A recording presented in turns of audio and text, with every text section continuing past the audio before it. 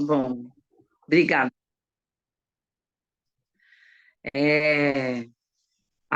Quem conseguiu ler a designação dessa semana e da semana passada? Da semana passada, quem leu?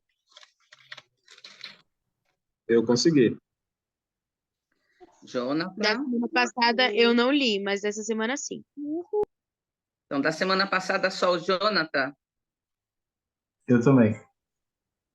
e o Henrique? Só?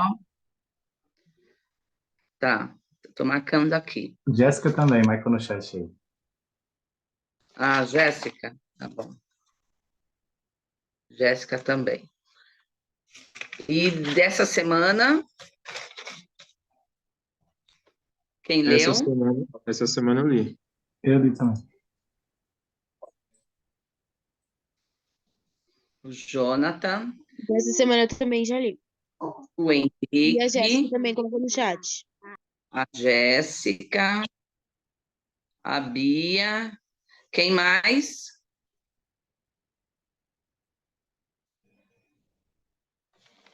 Tá, depois se alguém tiver lido, me avisa, tá bom? Para mim poder marcar aqui.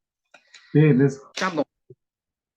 Hoje, nós vamos a estudar sobre Mateus 24, 25, Marcos 12, 13, Lucas 21. Quem leu a designação pode perceber que Mateus 24 ao 25, Marcos 12, 13 e o Lucas 21, praticamente, esses apóstolos registraram os mesmos, mais ou menos os mesmos acontecimentos, tá? No entanto, eu gostaria com vocês de estar pegando um fio que ficou lá na aula passada para trazer para a gente poder dar continuidade aqui nesse conteúdo. Então, vocês lembram o que nós falamos na semana passada? Quem lembra alguma coisa da aula? Nós falamos da entrada de Jesus Cristo, domingo de Ramos. Sobre Zaqueu. Ótimo. A estatura dele. O finalzinho foi Zaqueu. Ah, legal. Então, duas coisas importantes. Falamos sobre a entrada de Jesus Cristo, falamos sobre Zaqueu no final da aula, né? Você pode passar para o próximo vídeo, o próximo quadro, Henrique, por favor? Tá, então nós falamos sobre a entrada, então nós precisamos nos lembrar de algo. Inicia-se o domingo, primeiro dia da semana, a última semana de vida do Salvador. E então ele passa todos os dias que lhe faltam tentando ensinar, ele usa ele sabe o que vai acontecer com ele, então ele está ensinando os apóstolos, ele está procurando abençoar e curar o maior número de pessoas possível, tá? E tudo o que acontece durante essa semana foi previsto pelos profetas antigos, tá? Isaías, Zacarias, todos eles viram o que aconteceria e como seria essa última semana de Jesus Cristo. Vamos dar uma olhadinha no próximo quadro, por favor.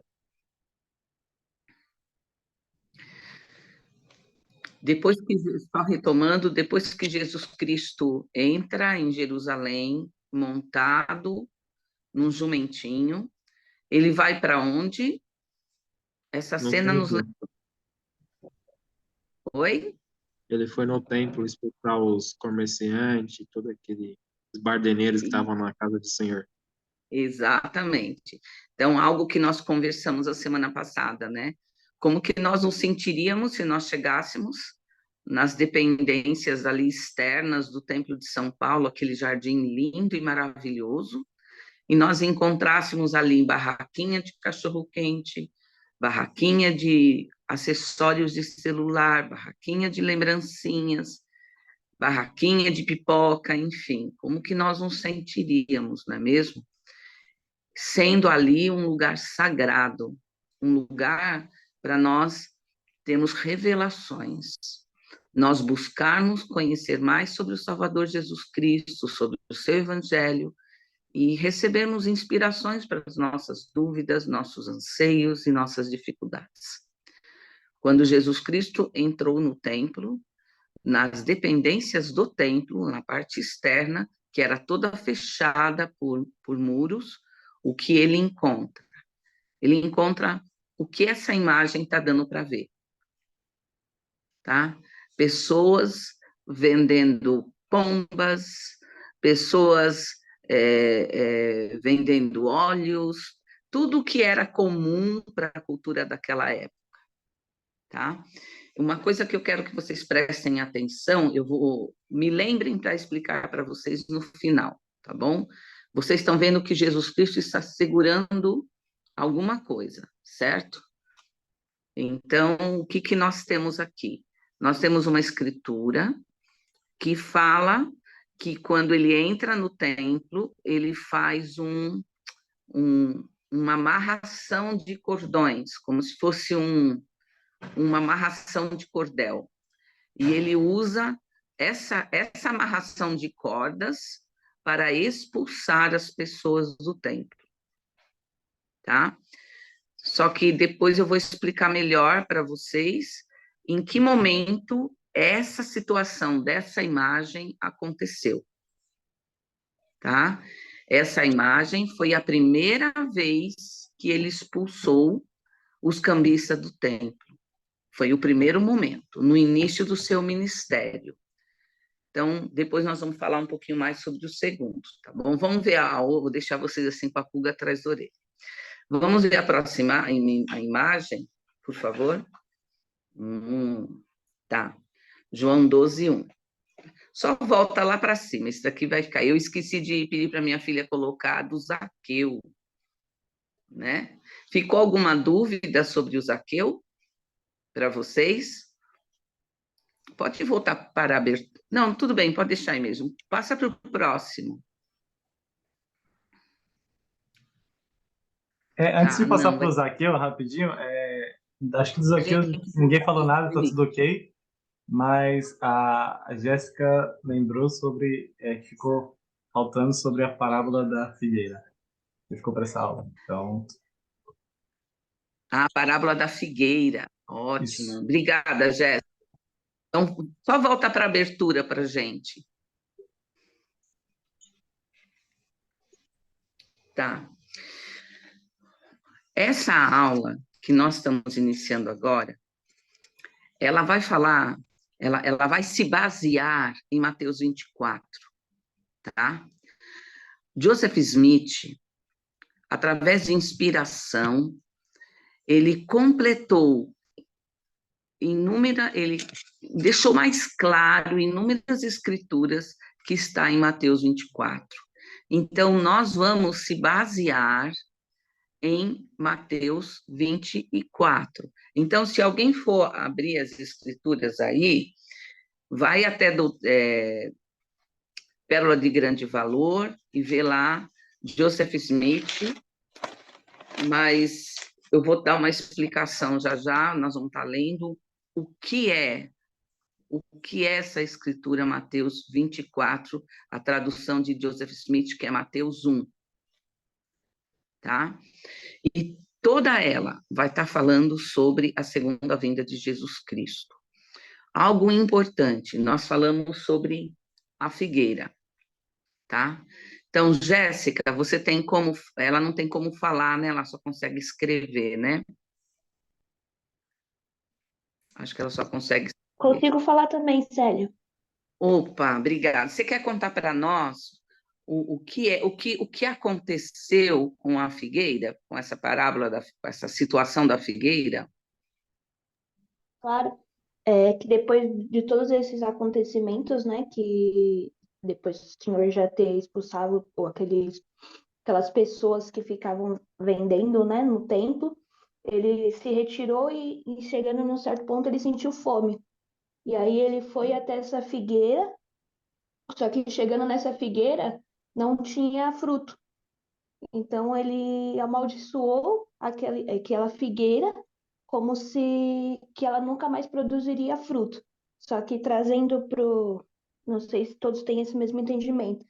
ele compara essa figueira com as pessoas que eram que pregavam, né? Que eram os sacerdotes que levavam a palavra, que eles eram vazios, que eles Legal. mostravam, aparentavam, né? Ser uma pessoa santa que pregava honestidade, só que no fundo eles eram totalmente diferentes.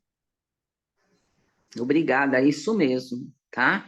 Ele realmente comparava com essas pessoas, inclusive no capítulo, deixa eu só voltar aqui, que eu não sei tudo de cor, no, não é o de Lucas, o de João, não é o de Lucas mesmo,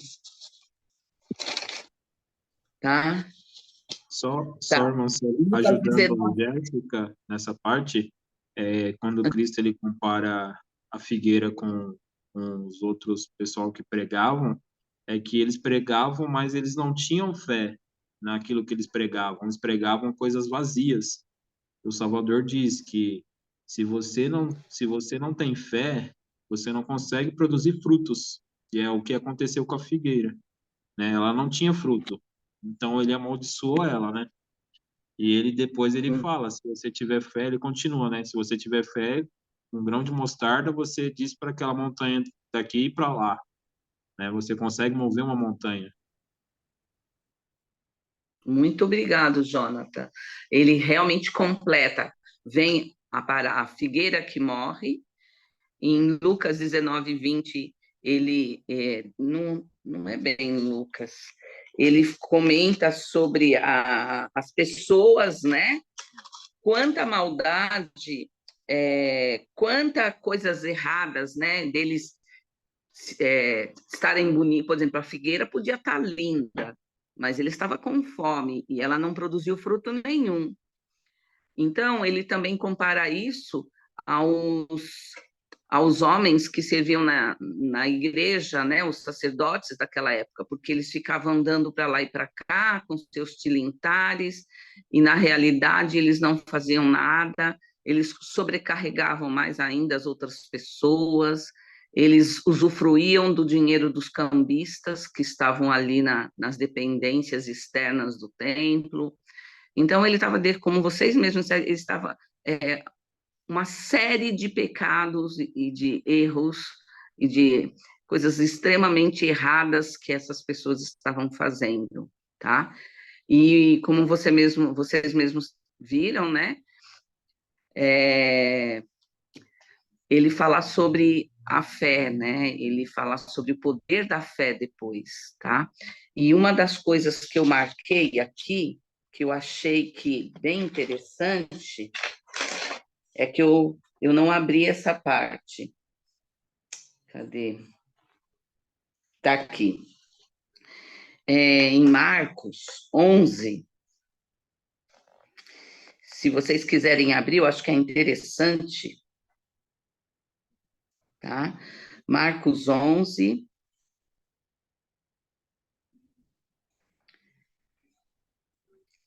Alguém vai abrir aí o 21? Estou aqui com ele aberto já. 21 até qual? Começa pelo 21, vê o 22, o 23. Vamos ver se é isso mesmo, se eu não estou me assistindo. Então diz assim: E Pedro, lembrando-se, disse-lhe: Mestre, eis que a figueira que tu amaldiçoaste secou. E Jesus respondendo disse-lhes: Tende fé em Deus.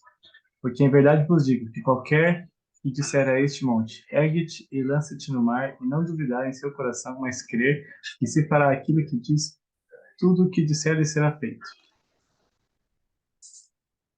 Portanto, vos digo que tudo o que pedirdes, ótimo. orando, crede, o recebereis, tê-lo-eis.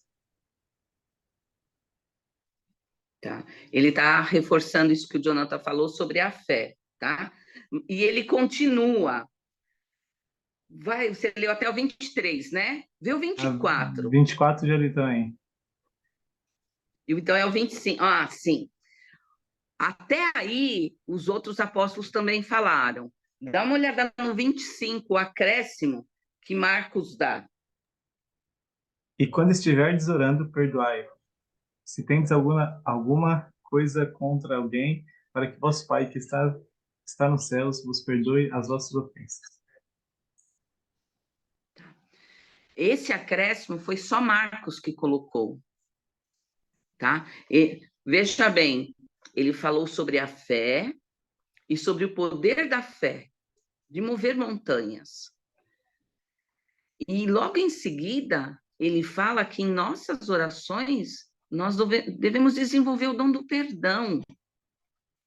Eu vou pedir, Henrique, para você ler de novo, para que vocês fiquem atentos, porque isso não está nas outras escrituras, nem em Mateus, nem em Lucas, só está em Marcos. Então, Marcos 11, 25, lê de novo? Isso.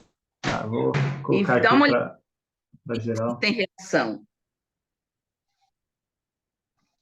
E quando estiveres orando, perdoai, se tendes alguma coisa contra alguém, para que vosso Pai que está nos céus vos perdoe as vossas ofensas.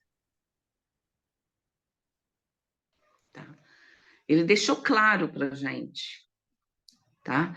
Que se nós estamos orando, se nós queremos exercer o poder da fé na nossa vida, nós precisamos perdoar as pessoas. E à medida que nós perdoamos as pessoas, nossa fé vai aumentar. Acho que ficou claro isso, né? Como eu falei, às vezes alguns dos apóstolos, eles colocam algum conteúdo que os outros não colocaram, que é para a gente se ater mesmo, para a gente prestar atenção. Tudo bem? Tudo Alguma bem. dúvida? Podemos continuar? O 26 ele dá uma advertência também, irmã Célia. Lê para a gente, Jona. Ele faz assim, ó: mas se vós não perdoardes, também vosso Pai, que estás nos céus, não vos perdoará as vossas ofensas.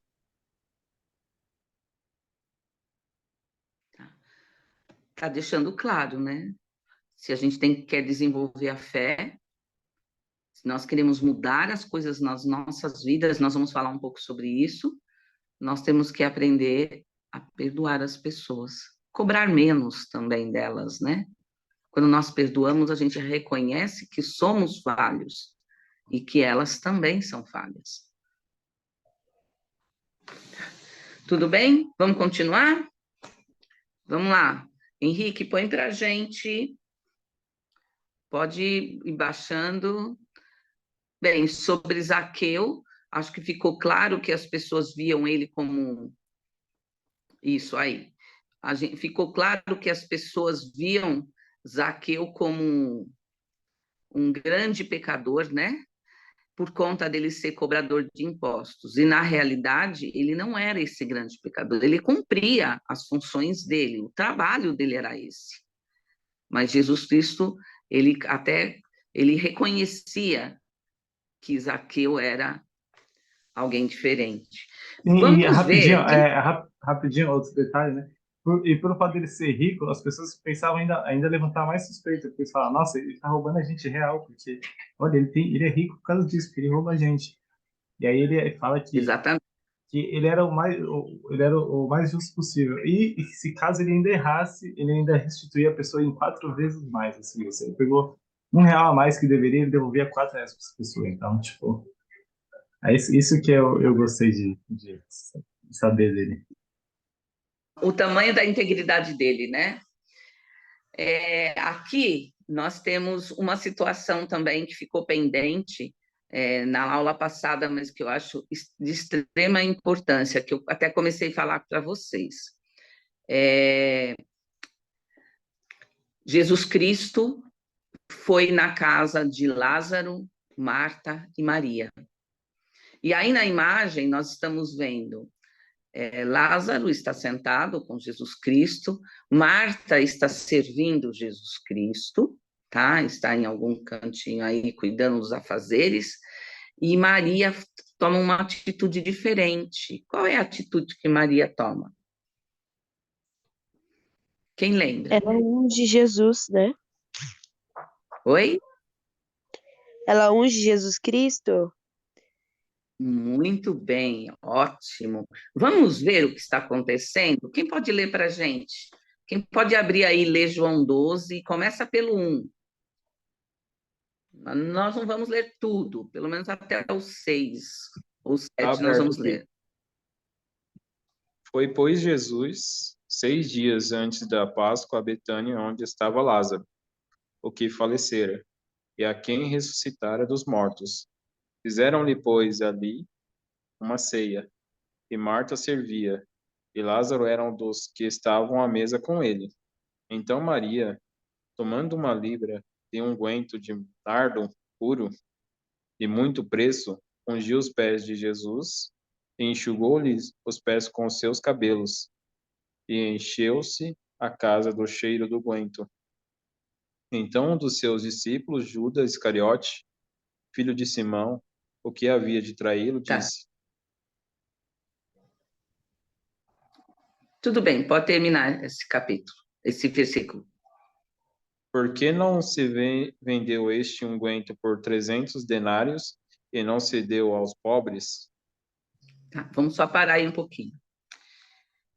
Ele está nessa narrativa, o que nós encontramos? Nós encontramos, primeiro, nós já sabíamos que Maria era extremamente sensível e o amor dela pelo Salvador, ela sempre deixou transparecer, tá? O amor, o carinho pelo Salvador. Por outro lado, nós já sabemos o que Judas ia fazer.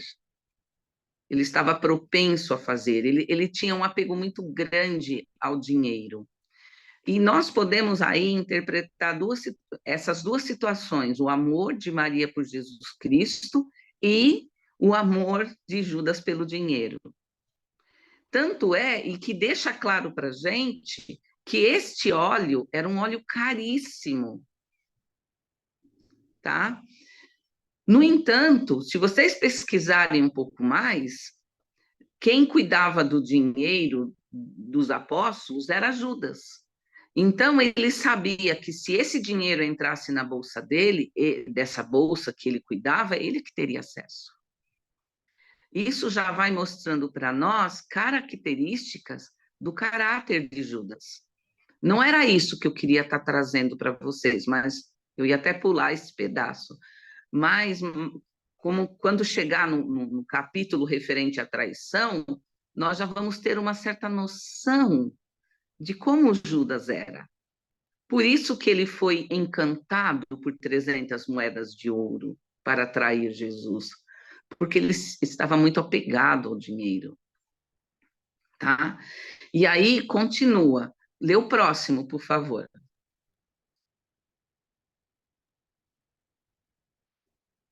Jonas? Ora, ele disse: Isso não pelo cuidado que tivesse dos pobres, mas porque era ladrão e tinha a bolsa e tirava o que nela se lançava. Pode continuar? Continua.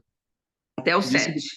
tá ok. Disse, pois, Jesus: Deixai-a para o dia da minha sepultura. Guardou isto. Tá?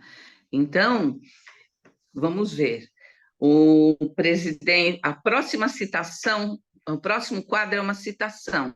Põe lá para gente, Henrique.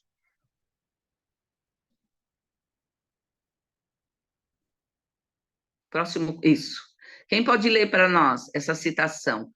O Elder James Talmage, ele explica essa frase que Jesus Cristo usou, dizendo, deixai-a, porque é para a minha unção, tá? Então, esse óleo foi a preparação de Jesus Cristo para o que haveria de vir, pelo momento em que ele passaria no jardim do Getsemane e por tudo que ele teria que suportar antes de ser crucificado. Quem pode ler, Eu posso ler. por favor? A citação diz o seguinte: ungir a cabeça de um convidado com óleo comum era prestar-lhe honra. Ungir-lhe ao mesmo tempo os pés eram uma demonstração desusada de respeito, mas ungir-lhe a cabeça e os pés com nardo e em tal abundância era um ato de, só um minuto, de homenagem reverente, raramente prestada até mesmo aos reis. O ato de Maria fora uma expressão de adoração, o fragrante transbordamento de um coração repleto de júbilo e afeto. Exatamente. Tá? Para vocês terem uma ideia do amor e de certa forma, ela poderia até não estar entendendo exatamente, né, o significado desse momento, mas ela estava, eu acredito que ela estava entendendo, porque ela é uma mulher que amava o Evangelho e procurava entendê-lo. E quando nós fazemos isso, nós somos inspirados, nossa mente se abre, a nossa capacidade de entender melhor os ensinamentos se amplia. Tá? Então, eu vejo que ela fez isso realmente por puro júbilo e afeto, e como uma expressão de que ela sabia quem ele era, né? Que ele era Jesus Cristo, o Rei dos Reis. Algum comentário?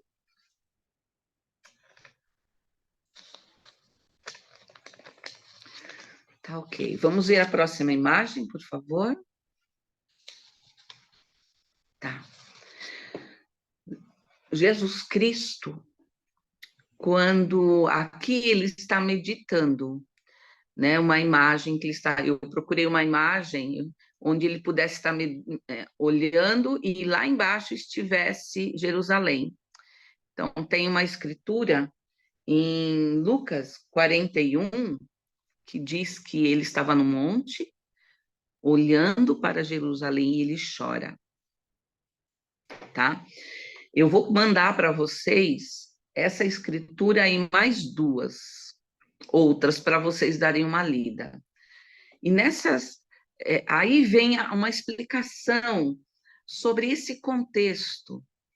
Por que será que Jesus Cristo, lá no monte, olhando para Jerusalém, ele sabia o que ia acontecer com ele? Por que será que ele chorou? Quais serão os sentimentos? O que estava passando na mente de Jesus Cristo naquele momento que trouxe a ele tanta tristeza a ponto dele verter lágrimas? O que vocês acham?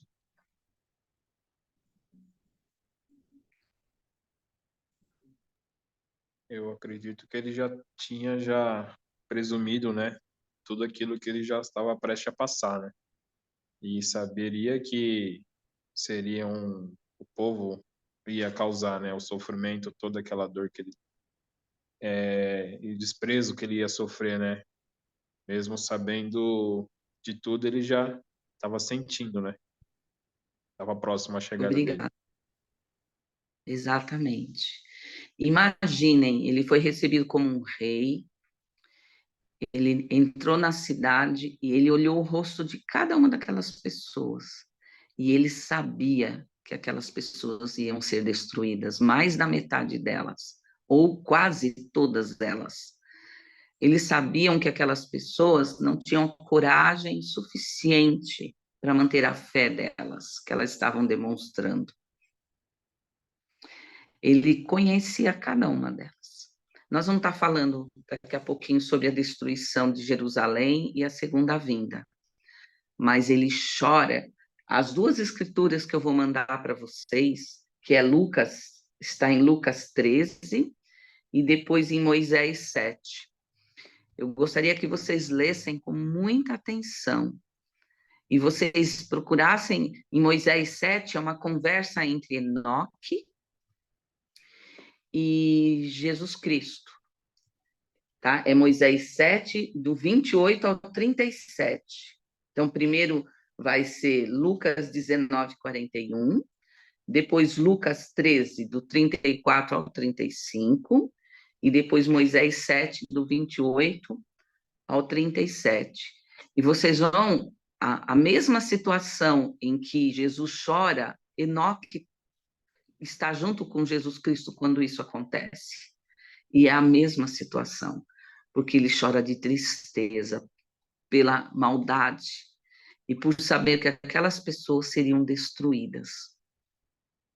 Tá? E isso, por que eu estou citando isso agora? Porque isso tem a ver conosco. Nós estamos vivendo uma preparação para a segunda vinda. Hoje, não só hoje, em cada uma de nossas aulas, nós estamos falando do Evangelho de Jesus Cristo, o mesmo Evangelho que nos prepara para a segunda vinda, para nós não sermos enganados, que nos prepara para tudo que vai, tudo que está para acontecer. Eu não sei quantas vezes, mas eu vou repetir de novo. Jovens, eu não sei se eu estarei viva quando Jesus Cristo vier, mas eu acredito que vocês verão, vocês e seus filhos, verão a vinda de Jesus Cristo. E agora? Como se preparar? Como que nós podemos nos preparar para isso? Será que Jesus Cristo também chorará ou chorou por nós porque ele vai nos perder? E o que nós podemos fazer para mudar isso? Tá? Vamos ver a próxima imagem.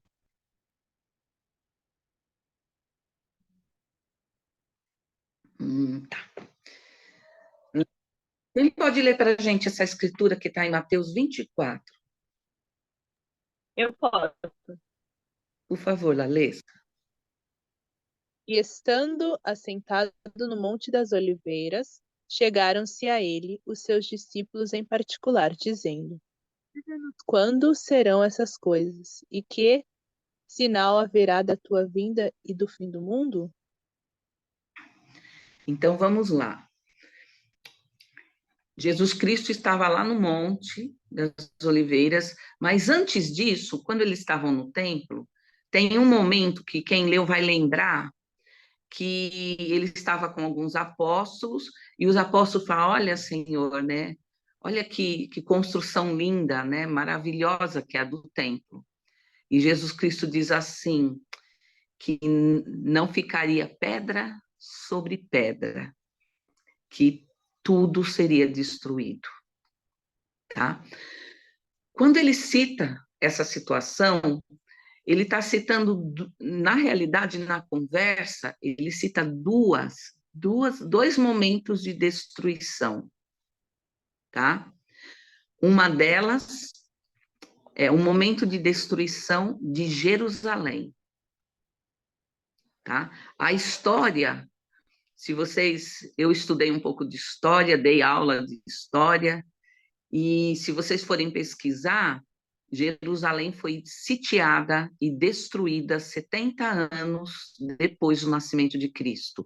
A contagem dos anos inicia no nascimento dele. Ele morreu, foi morto com 33 anos. Então, 33 para 70 dá 37, né? 37 anos depois, toda Jerusalém foi destruída, o templo foi destruído, não ficou pedra sobre pedra, os muros foram destruídos.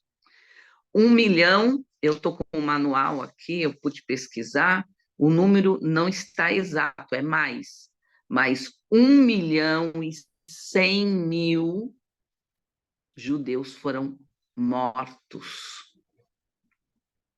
ou foram levados cativos, ou se tornou escravos. Para vocês terem uma ideia, se vocês quiserem, eu mando para vocês, que esses são bastante conteúdos, a cidade foi sitiada de tal forma, o que é sitiar? Eles cercaram a cidade, tá? os romanos e outros povos cercaram a cidade de tal forma que eles não poderiam sair para buscar alimentos. E eles estavam morrendo de fome e sede. E foi previsto que as mães comeriam a carne de seus próprios filhos e beberiam seu sangue. E foi exatamente isso que aconteceu. Tamanho foi o horror dessa destruição que sobreveio sobre os judeus nessa época. Então, é importante que vocês se lembrem disso e pode relacionar isso com as lágrimas de Jesus Cristo, porque ele sabia que isso ia acontecer. E o número de pessoas que morreram foi muito grande para uma destruição numa época. Vamos ver o próximo quadro? Célia, posso fazer um comentário rapidinho? Pode. Eu acho interessante que Cristo foi o maior, né, de todos, foi o salvador do mundo, né, e as pessoas o viam como profeta. Imaginar que tantos profetas viram outras épocas, viram até a nossa própria época, né, Nefe e tantos outros, e com certeza o Senhor, ele viu também, né, não só essa época em que a cidade seria destruída, alguns anos depois, mas todas as vezes em que isso aconteceria, né? Eu estava assistindo um vídeo sobre Jerusalém, né? Sobre a história de Jerusalém mesmo. E estava mostrando que foi desenterrada uma parte, né? E estava mostrando que existiam na terra mesmo marcas das épocas dos anos, né? Então mostrava que em determinada parte da terra, daquela escavação, era mostrado como se fosse ruínas de prédios e uma camada de terra. E depois mais ruínas de prédios acima e outra camada de terra mais acima. E assim por diante. Mostraram mais ou menos 4 camadas de terra. Então, a gente está falando sobre uma das épocas em que ele foi destruída, mas isso aconteceu mais de uma vez, né? E o Senhor, ele não viu só essa, ele viu todas as vezes em que isso aconteceu. Então, a gente não consegue imaginar. A gente fala sobre a dor que ele sentiu quando ele expiou pelos nossos pecados, quando ele sentiu as nossas dores. Mas ele começou a sentir isso muito antes, porque ele já sabia o que aconteceria. Ele não sentiu isso na pele naquele momento, mas o sentimento já seria de dor pela decisão dessas pessoas de tantas vezes, e ainda assim, vendo tudo isso acontecer, ele decidiu fazer isso por eles. Ou melhor, por nós. Porque ele sabia que mesmo assim valeria a pena. Com certeza. Obrigada, Bia. Obrigada. Vamos ver o próximo quadro? Tá. Quem pode ler para a gente? É uma explicação sobre a tradução de Joseph Smith. Por favor, Júlia. O profeta Joseph Smith fez várias mudanças e acréscimos a Mateus 24. Na tradução de Joseph Smith, este capítulo foi reimpresso na íntegra na parábola de grande valor como Joseph Smith. Mateus. A sugestão didática referente a Mateus 24 será baseada em Joseph Smith. Mateus, na pérola de grande valor. Continua? Continua, lê a pergunta para a gente. Ah, tá.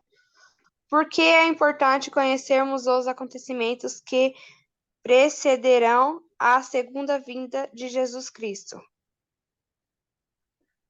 Eu já dei essa resposta, mas vou perguntar de novo. Por que é importante nós conhecermos os acontecimentos que precederão a segunda vinda de Jesus Cristo? Para a gente entender, para a gente saber que realmente está chegando e se tem alguma coisa que a gente precisa ajustar ali, ajustar porque o tempo está próximo. Bom, que mais? Exatamente, que mais? Como que a gente se prepara? Pode falar. Para que eu vi na escritura que eu estava lendo hoje, né? Para que a gente não se engane quando apareçam falsos profetas, falsos cristos, e quando aconteçam coisas, a gente saiba o que realmente está acontecendo. Gente, nós não sabemos a hora, certo?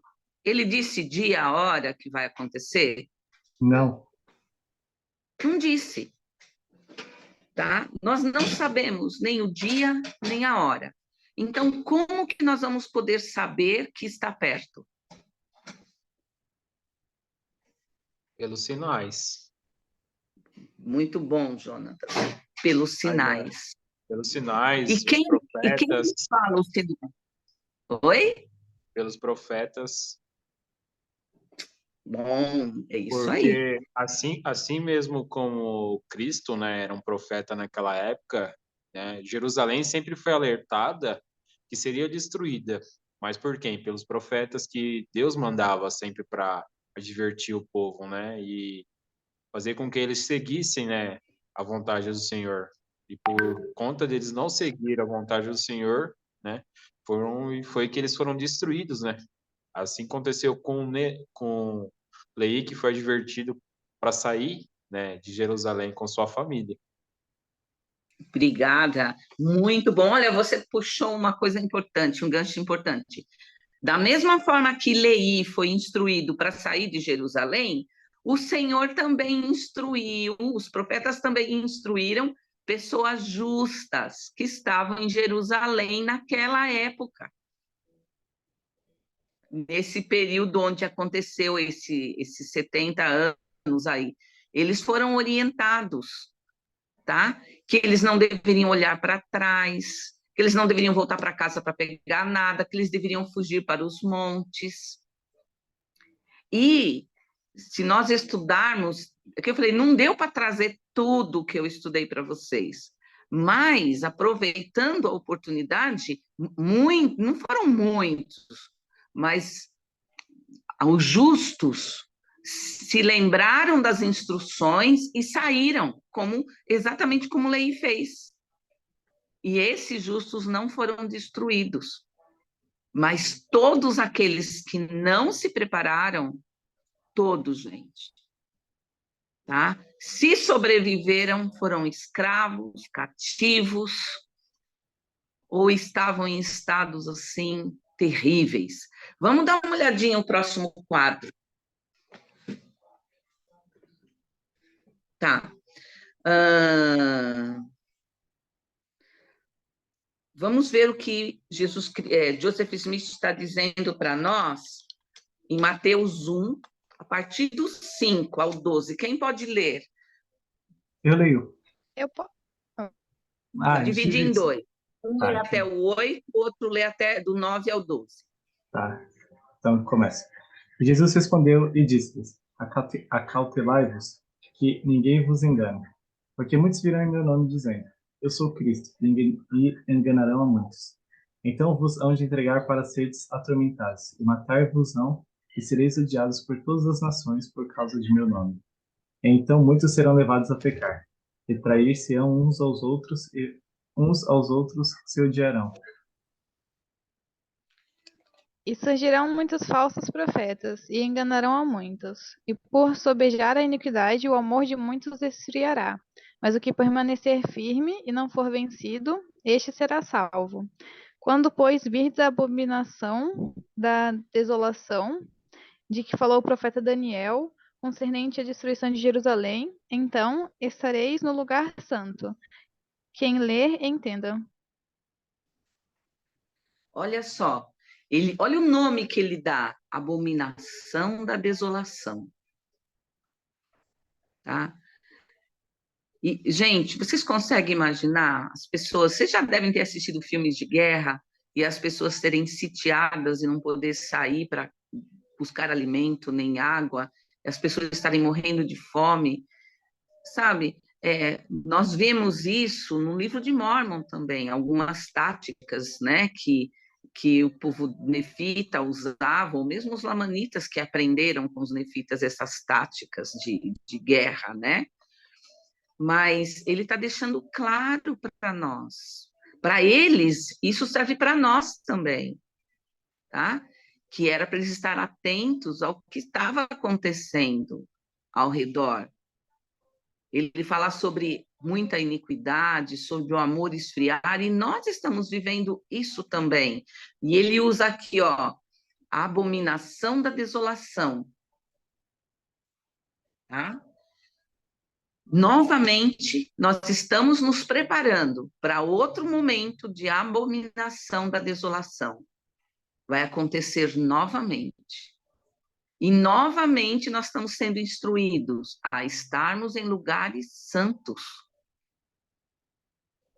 E não é só o lugar santo, é nós temos uma vida reta.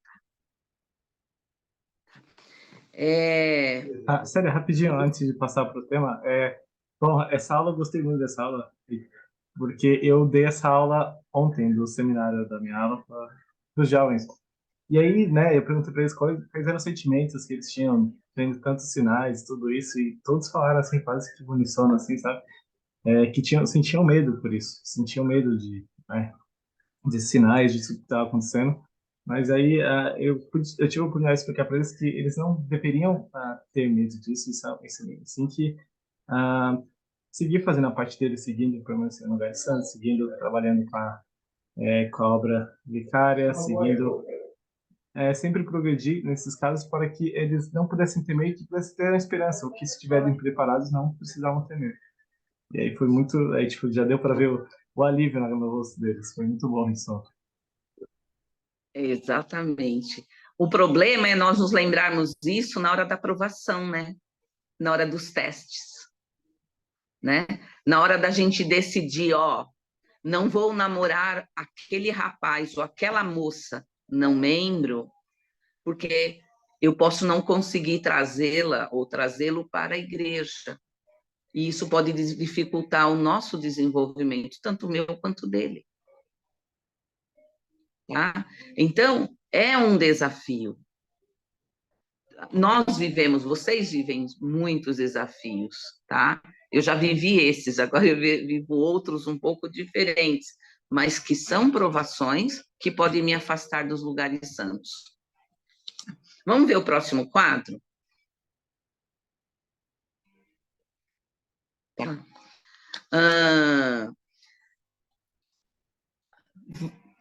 Aqui, eu vou pular esse daqui agora e depois a gente volta, pode ser? Ele fala sobre o cumprimento isso que eu quero. Fala sobre o cumprimento da profecia sobre Jerusalém. Tudo que foi profetizado, aquilo que eu falei para vocês, tudo que foi profetizado aconteceu. Então, se der tempo, a gente lê. Se não, eu vou pedir para o Henrique depois enviar. Mas eu tinha no manual, eu encontrei uma lista, tá? De sinais que nós podemos estudar, que nós podemos analisar. Vou pedir para o Henrique depois enviar para vocês também no grupo, tá bom? E eu gostaria que alguém pudesse, não vai dar para a gente ler as escrituras, mas eu gostaria que ficasse como lição de casa para vocês, tá? E que se vocês puderem, vocês querem estudar sobre isso, leiam Mateus 24 e leiam Joseph Smith, Mateus 1. Leiam os dois e vejam aonde foi que Joseph Smith onde teve algumas coisas que ficaram mais claras, tá? Então, nós temos aqui 1, 2, 3. Quem pode ler as 4 primeiras? Que estão nas escrituras, para depois vocês conferirem. Tem mais coisa, aqui é só o básico.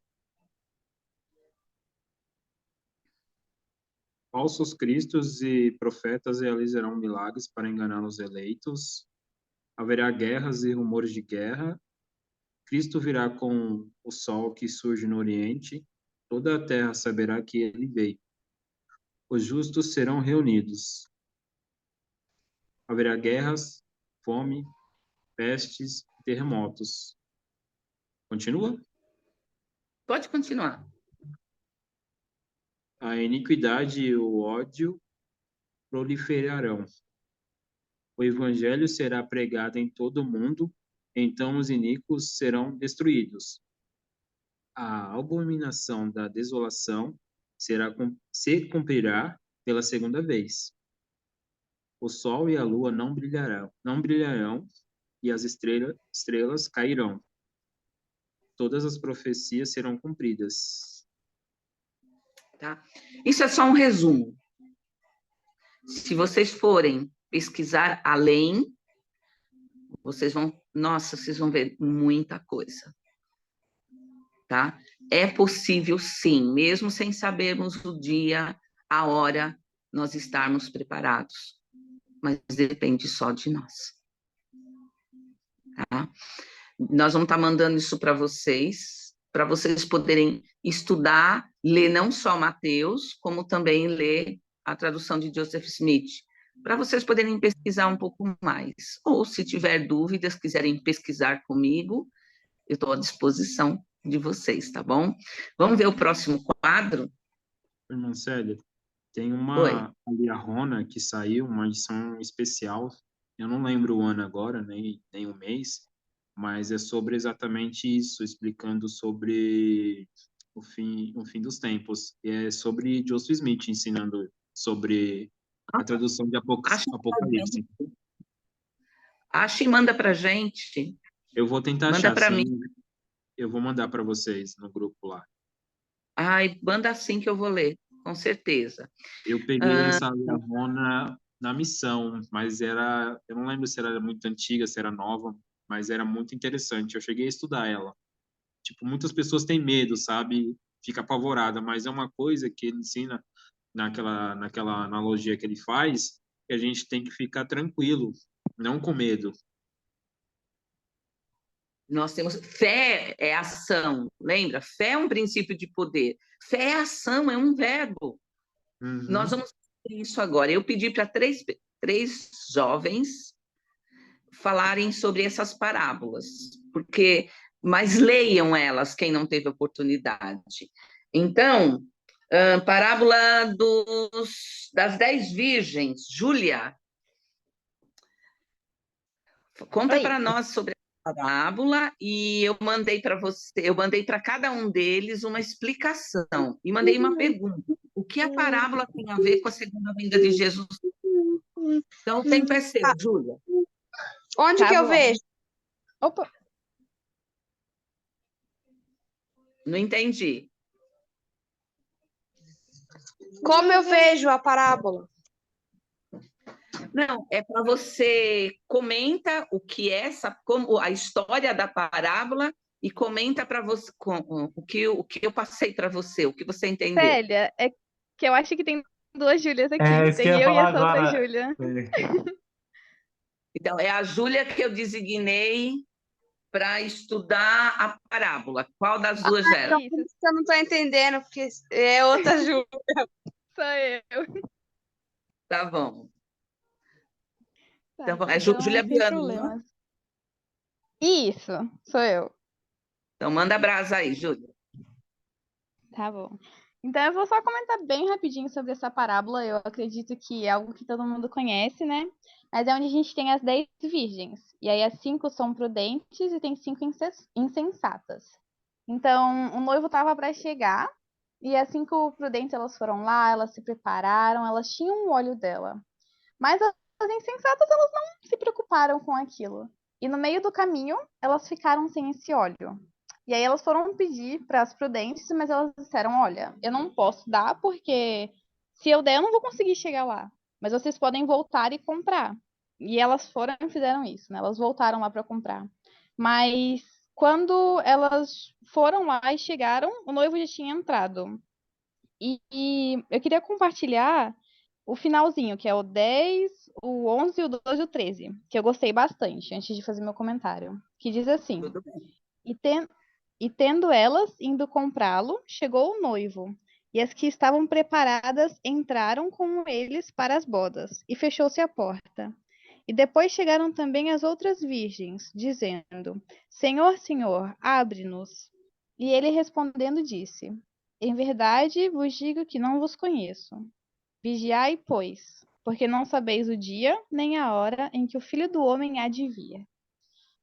Então, eu estava pensando um pouquinho sobre isso e sobre a segunda vinda, né? Realmente a gente não sabe quando o Senhor vai vir. A gente não tem uma data, um dia específico e um horário. E eu estava pensando até mesmo para mim, quem será que eu sou? Será que eu sou a virgem prudente que está se preparando, que está indo à igreja, lendo as escrituras, fazendo convênio, guardando os mandamentos diariamente, mesmo sem saber o dia que ele vai vir? Ou será que eu sou a, a insensata, que pensa, tipo, não, por que eu vou fazer isso agora? Eu posso deixar para amanhã, né? Eu ainda tenho tempo, ele não vai vir agora, tá tudo bem. Então, eu acho que isso foi o que eu mais gostei, né? De realmente poder pensar se eu tô me preparando agora ou se eu vou deixar para depois e aí vai chegar no final e o Senhor vai falar, eu não te conheço. Ótimo. Obrigada, Júlia. Muito obrigada. Acho que ficou bem claro, né, pessoal, para nós, a respeito dessa parábola, né, do significado dela. Estela, vamos ver o próximo quadro. Depois aí vocês podem comentar. Vamos deixar as meninas primeiro comentarem. O próximo quadro, isso, é a parábola dos talentos. Não, é o outro quadro.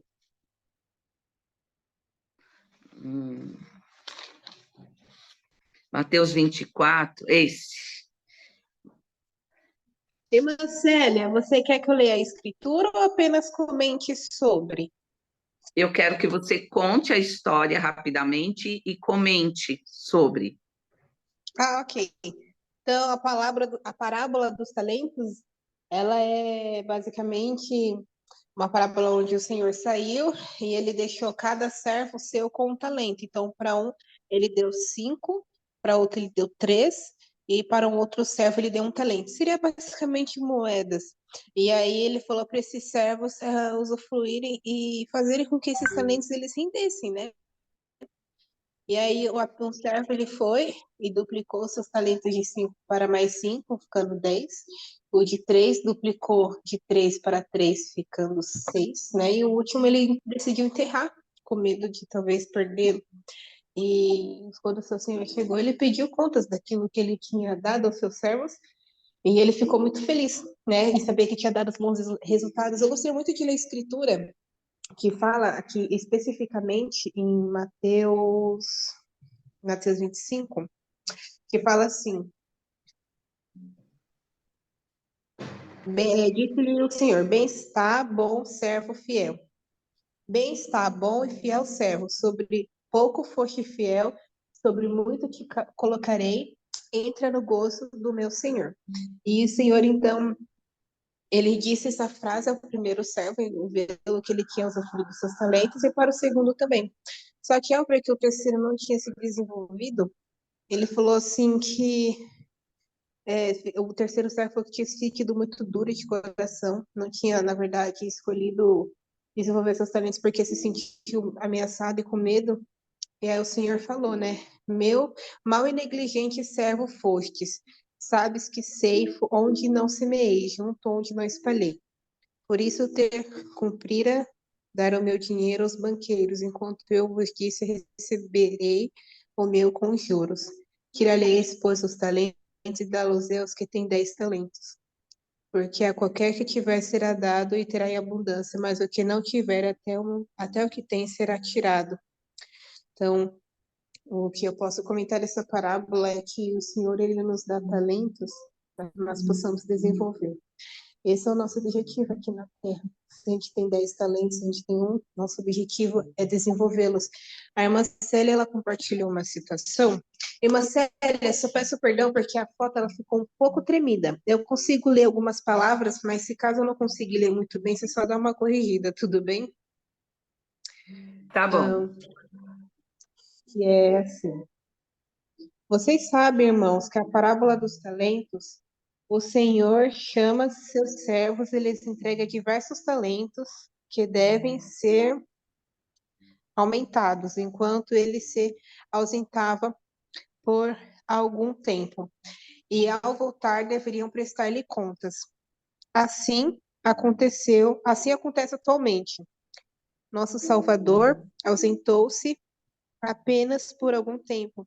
Em seu regresso, cada um de nós terá de prestar contas do que lhe foi dado, e onde foram dados 50 talentos, será exigido 10. E aquele que não aumentou seu talento será jogado fora como servo inútil, enquanto os fiéis gozarão de portas honras eternas. Portanto, imploramos com toda simplicidade que a graça de nosso Pai Celestial esteja com vocês, por intermédio de Jesus Cristo, seu Filho, a fim de que não desfaleçam na hora de tentação e sejam vencidos enquanto estiverem com perseguições. E, bom, eu gostaria apenas de prestar meu testemunho, dizendo que nós somos filhos de Deus e por sermos seus filhos, o Senhor, Ele nos deu talentos. Ele faz com que nesses talentos eles sejam usados para nosso bem e para o bem de outras pessoas. Aquilo que o Senhor nos deu para ter usufruído, para não acontecer como aconteceu com o servo, né? Que o Senhor falar para nós, servo indolente, que não conseguiu concluir com o que lhe foi dado, que foi progredir, né? O Senhor quer que a gente progrida. O Senhor nos deu dons para que a gente se desenvolva. Então, de acordo até mesmo com a citação, ele deseja que a gente preste conta daquilo que ele nos deu, porque uma hora tudo de nós será cobrado. É esse pequeno compartilhamento que eu deixo com vocês. Obrigada. Obrigada, Estela. Eu só gostaria de lembrar para vocês, eu não sei se foi o Jonathan ou o Henrique que citou sobre o medo. Olha aí o que o medo fez. Aquele que tem um talento, ele ficou com medo. Ele guardou esse um talento. Ele não usou com sabedoria. Tá? Então, o medo pode nos atrapalhar também. Pode dificultar isso, Jonas, pode dificultar de nós nos desenvolvermos. Tá? Medo de abrir nossa boca, de falar do evangelho, medo de simplesmente entregar um cartãozinho. Olha, eu sou membro dessa igreja, eu sei que é um bom lugar, ó, se você quiser, tá aqui, entre em contato. Não precisa nem falar muito, mas a gente tem medo. Vamos ver, eu pedi para Lalesca, ela ficou de falar do servo fiel e prudente. Tá? Sim. Muito obrigada, Célia, pela designação. Foi ótimo. Mas, quando eu estava lendo, eu não poderia deixar de compartilhar do 42 ao 51, né? Que é um complemento. Eu achei bastante interessante o 42, do 42 até o 44, porque ele diz assim, eu vou ler bem rápido para eu poder comentar. Então ele diz assim, vigiai, pois, porque não sabeis a hora que há de vir o vosso Senhor, mas considerai isto, se o pai de família soubesse a que vigília da noite haveria de vir o ladrão, vigiaria e não deixaria que fosse arrombada a sua casa. Por isso, estai vós preparados também, porque o Filho do Homem há de vir a hora em que não pensais.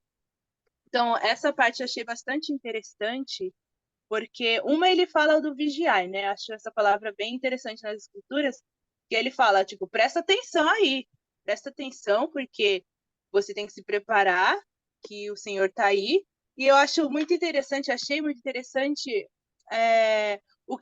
a conexão que ele faz, né? Se um pai de família soubesse que vigília da noite ele viria um ladrão, né? Que ele precisava vigiar, ele não ia deixar a casa ser arrombada, né?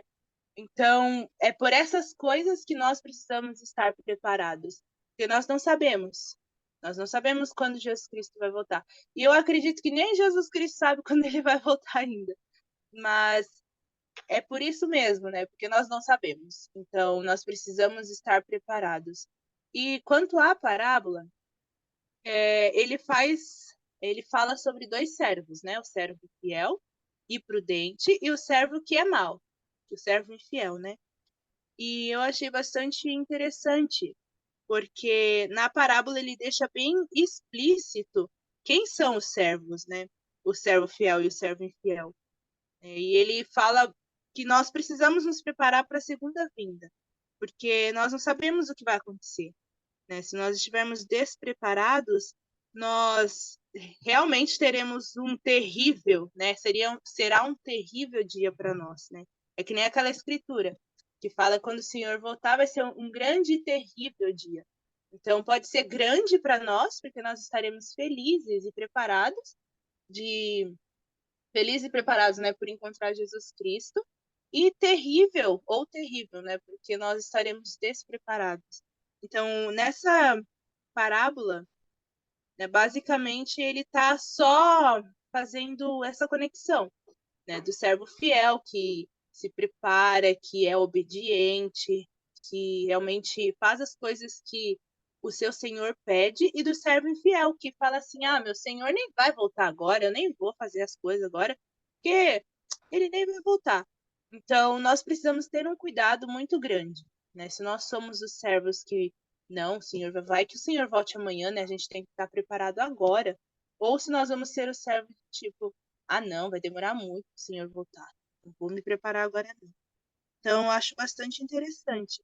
Porque, assim, realmente, se nós formos fiéis às leis do Senhor, pode ser até clichê, né? Que a gente ouve sempre isso nas aulas e tudo mais, mas se nós formos fiéis às leis dele, nós podemos esperar com segurança de que realmente vai ser um dia grandioso e feliz para nós, né? Nós vamos receber coisas maravilhosas. E é uma promessa do Senhor, né? No 47 de Mateus 24, ele fala que em verdade vos digo que o porá sobre todos os seus bens. Então, realmente, se nós formos pessoas que se preparam para a segunda vinda do Senhor, nós vamos ter os bens do Senhor, e são muitos, são bens eternos, né? Então, a parábola em si, ela ela é totalmente relacionada à segunda vinda, porque ele fala sobre isso, né? Realmente só sobre isso. Se nós formos assim, né? Se nós nos prepararmos, nós estaremos prontos para a segunda vinda do Senhor. Ele pode vir amanhã que nós estaremos prontos. Obrigada, Lalesca. Muito obrigada. Vamos ver o próximo quadro. Isso. Tudo que vocês, meninas, falaram, foi completo, tá? Então, eu gostaria de ler para vocês essa escritura que diz assim, e está em Doutrina e Convênios 97. Portanto, em verdade, assim diz o Senhor, que Sião se regozije, pois isto é Sião, os puros de coração. Portanto, que Sião se regozije, enquanto se lamentam todos os iníquos. Pois eis que a vingança vem rapidamente sobre os iníquos, os ímpios, como um furacão, e quem dela escapará?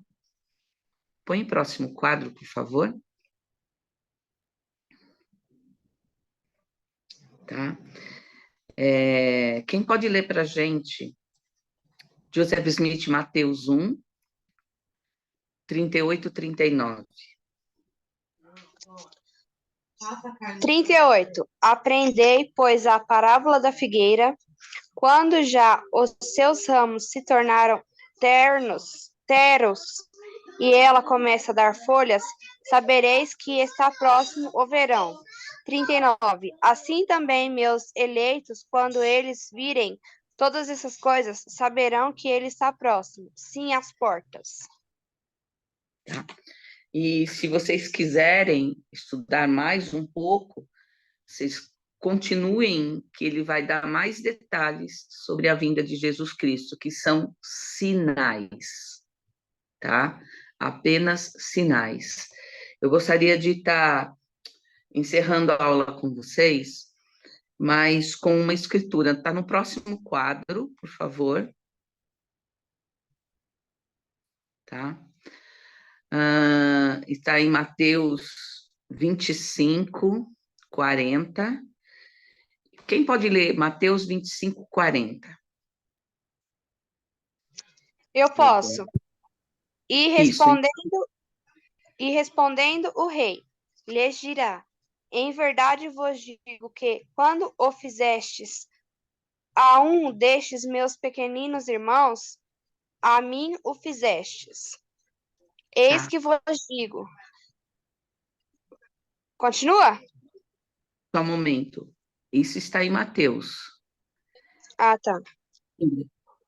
Quando, se vocês lendo a designação, vocês vão ver que quando ele expulsa, ele fala que são infiéis, né? E vocês não me serviram quando eu precisei. Aí eles perguntam para o Senhor, Senhor, mas quando que nós te servimos, que nós não te servimos? Aí ele começa a dizer, né? Quando eu tive fome, deste de me comer, quando tive sede, deste-me de beber, né? Então ele termina dizendo que quando nós fazemos a qualquer um de seus pequeninos, né? Nós estamos fazendo para ele. E aí em Osias 2,17, ele reforça para a gente. Pode ler agora o Osias 2,17. Sim. E eis que vos digo estas coisas, para que aprendais sabedoria, para que saibais que, quando estáis a serviço do vosso próximo, estáis somente a serviço do vosso Deus. Então, eu gostaria de compartilhar, de encerrar essa aula com vocês, com o desafio de vocês lerem as designações, irem além. Eu estou à disposição de estudar com vocês, se vocês quiserem, tá? E eu pergunto para vocês, como nós podemos demonstrar maior amor por esses pequeninos? Quem são esses pequeninos? Quem é esse nosso próximo? Esse é só um começo. É um começo de nós vivermos o Evangelho e de nós nos prepararmos para a vinda de Jesus Cristo. É só um começo. Como que nós podemos demonstrar maior amor pela nossa família, pelos nossos amigos, pelos nossos líderes, pelos nossos conhecidos ou mesmo desconhecidos? Como nós estamos agindo com essas pessoas? Que tipo de comportamento nós estamos tendo? Eu sei que muitos de nós somos impetuosos, somos pessoas de personalidade forte, de opinião fortes, mas para mim manter minha opinião, eu preciso ser grosseira, eu preciso ser mal educado, eu preciso deixar que o outro se vire com tudo e não fazer a minha parte? O que eu estou fazendo para aliviar o fardo do outro, que está mais próximo de mim? Eu presto o meu testemunho para vocês. Eu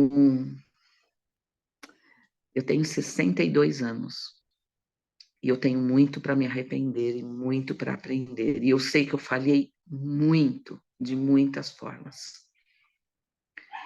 E eu oro a Deus de todo o meu coração, que eu possa ser perdoada e eu possa corrigir tantas coisas. E eu oro humildemente para que cada um de vocês consigam enxergar o que eu estou enxergando hoje. Olhem para vocês. Olhem, vocês são filhos de Deus. Ele ama vocês profundamente. E ama cada um dos irmãos de vocês. Cada uma das pessoas com quem vocês convivem. Como que vocês podem demonstrar esse amor para essas pessoas? Vocês não precisam deixar de ser quem vocês são.